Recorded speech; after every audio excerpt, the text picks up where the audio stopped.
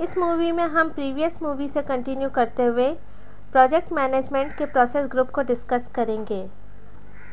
जैसा कि हमने प्रीवियस मूवी में बताया था कि हर एक प्रोसेस के मुख्तलिफ इनपुट, टूल्स एंड टेक्निक्स और आउटपुट होते हैं। प्लानिंग प्रोसेस ग्रुप का नेक्स्ट प्रोसेस कलेक्ट रिक्वायरमेंट है।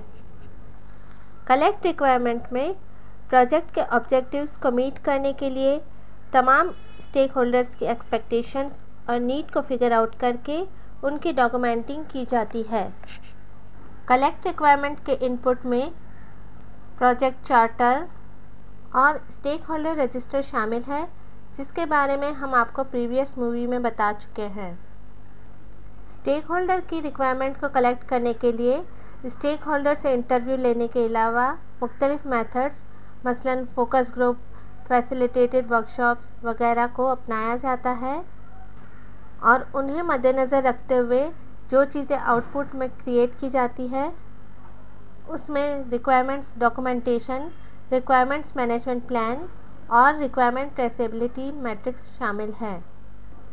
तमाम रिक्वायरमेंट्स को कलेक्ट करने के बाद स्कोप को डिफ़ाइन किया जाता है और प्रोजेक्ट के डिलीवरेबल्स और उनको प्रोड्यूस करने के लिए जिन कामों को अकम्प्लिश करने की नीड होती है उसकी डॉक्यूमेंटिंग की जाती है। स्कोप को डिफ़ाइन करने के लिए project charter, organisational process assets और रिक्वायरमेंट्स डॉक्यूमेंटेशन का होना ज़रूरी है।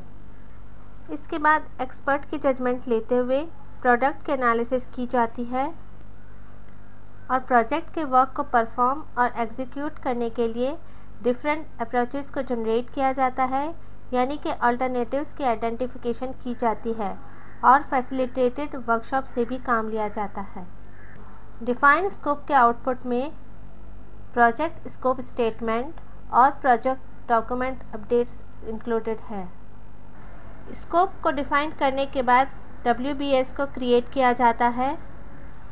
WBS से मुराद वर्क ब्रेकडाउन स्ट्रक्चर है।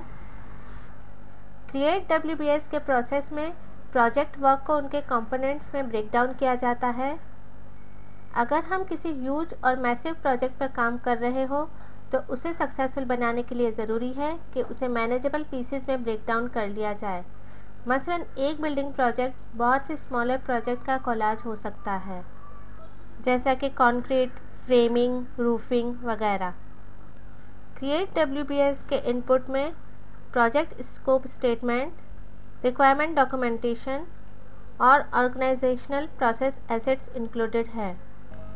क्रिएट WBS के प्रोसेस में डीकम्पोजिशन की टेक्निक को यूज़ किया जाता है। डीकम्पोजिशन से मुराद ये है कि प्रोजेक्ट डिलीवरेबल्स को स्मॉलर मैनेजेबल कंपोनेंट्स यानी कि वर्क पैकेज लेवल में सब डिवाइड करना। वर्क पैकेज लेवल WBS का लोवेस्ट लेवल है। क्रिएट WBS के आउटपुट में WBS यानी कि वर्क की हायरार्किकल डिकम्पोजिशन जो कि प्रोजेक्ट टीम ने एग्जीक्यूट की हो। WBS डिक्शनरी यानी कि ऐसा डॉक्यूमेंट जिसमें WBS के कंपोनेंट के बारे में डिटेल डिस्क्रिप्शन प्रोवाइड की गई हो। स्कोप बेसलाइन और प्रोजेक्ट डॉक्यूमेंट अपडेट्स इंक्लूडेड है। स्कोप बेसलाइन प्रोजेक्ट में किए जाने वाले कामों का अप्रूव्ड स्टेटमेंट है।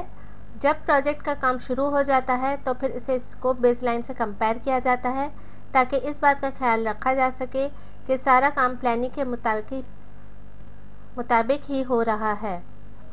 WBS को क्रिएट करने के बाद एक्टिविटीज़ को डिफ़ाइन किया जाता है, यानी कि उन तमाम स्पेसिफिक एक्शंस को आइडेंटिफाई किया जाता है जो हम प्रोजेक्ट डिलीवरेबल्स को प्रोड्यूस करने के लिए परफॉर्म करते हैं।